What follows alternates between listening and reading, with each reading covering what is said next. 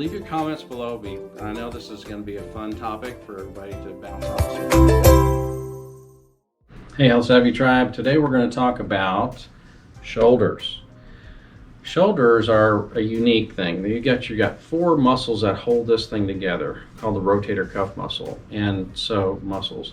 There's four of them that hold your bone to your body. Okay, so they get injured, and if they get injured and they get stuck or stiff, they call it a frozen shoulder. It doesn't mean your shoulder's cold, it means it hurts and it's stuck like that. So we're going to show you some really good exercises. We're going to go walking up the wall exercise. We're going to do like a scarecrow exercise with a broomstick and a towel exercise to stretch. We're also going to do a sailor pull. Some of these I made up, so forgive me. And then one that's a standard in a shoulder rehab is CODMAN'S exercise. So stay tuned, here we go. So we're going to demonstrate walking up the wall. Basically you want passive motion, so let's say your arm only goes to here. She's going to get her arm to the wall. She's going to try to walk up the wall. Let's say it's about right there. Now you're going to lean away just a little bit, Courtney. So her arm's stretching. Now it's passively stretching. Now you're going to lean your body. You can rotate it in or out. Just working that rotator cuff, you're preventing scar tissue, okay? Let's say the next time she gets to walk up the wall, she's there today, good deal. And then she's going to stretch it into it. She's going to let her body passively stretch into it.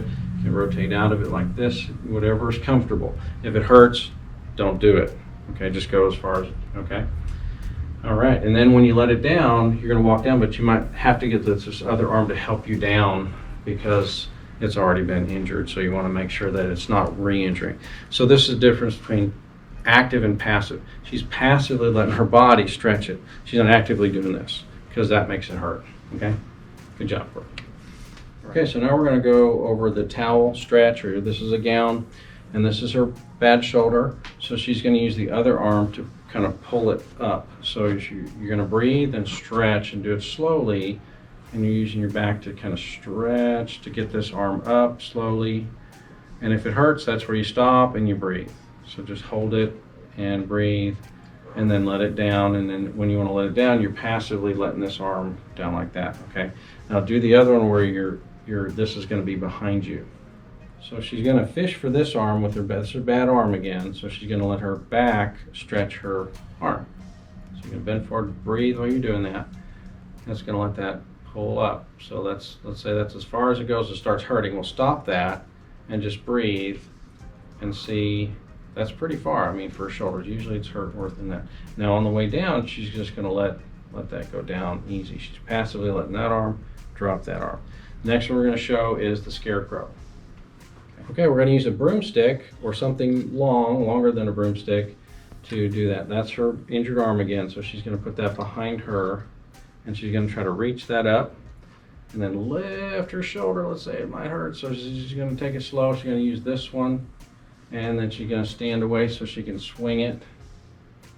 And you're stretching passively and you're breathing and you're letting it stretch. And then you can bend over and do the same thing. So it's like a bent scarecrow. So go ahead and bend at 90 and all the way down, keep going. So then see, you're going to be able to pull it a little bit further if you can do that. So you're letting this arm push that arm and you do that within tolerance.